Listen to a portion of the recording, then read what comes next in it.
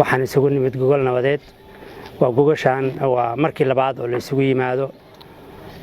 waxaana la isugu yimid geeridii Cabdullaahi Casayr oo ku dhintay gacanta walaalihiis oo 6 nin ka koobnaa oo ka dhashay beesha reer Kulbeer hadduu ku geeriyooday maalintii ugu horeysay halkaan aan isugu nimid waxay ahayd 16 bishii 9aad 15 waa isagu dhintay waxaan halkaan ku kala kaxaynay dhammaan ciidamadii is horfadhiyay waxaan ku guuleysanay ciidamadu inay guryahoodii kala aadaan oo kala diro waxaan uga mahad celinayaa guud ahaan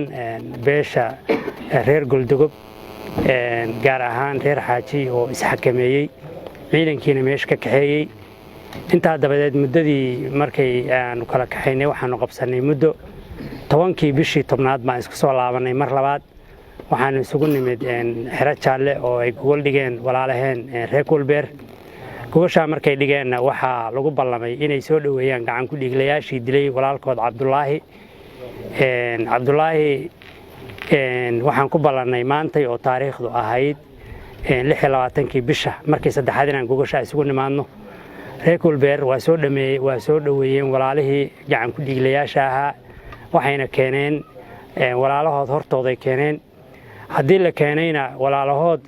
reer ugaas waxay cafiyeen 6 nin waxayna yiraahdeen eedna male dekanana male waxaanu ka rabnaa diyo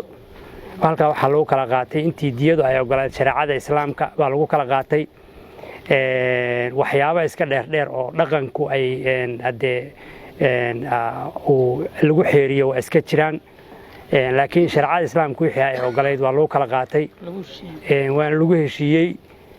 kala qaadashada muddaduna waxa loo qabsaday muddo 5 bilood ah inta markay ka soo harto waxaan u mahad celinayaa guud ahaan waxgaradkii ka qayb qaatay iyo odayaashii in arrinkaas sida loo soo xeeriyo la isu soo dhaweeyo waxaan ay dhaqan ku nool nabadda iyo in la adkeeyo wada noolaanshaha iyo derisnimada iyo walaalnimada waa shay muhiim ah cid kasta oo sidaan oo kale ay dib uga dhexdhacdana waxaan kula talinayaa sidaan oo kale inay isu hoggaansamaan walaaluhu isu soo horfariistaan oo waxa ay kala tabanayaan isugu hoggaansamaan laakiin gacan ku dhiglaha haddii gadaal la marsado oo dib la mariyo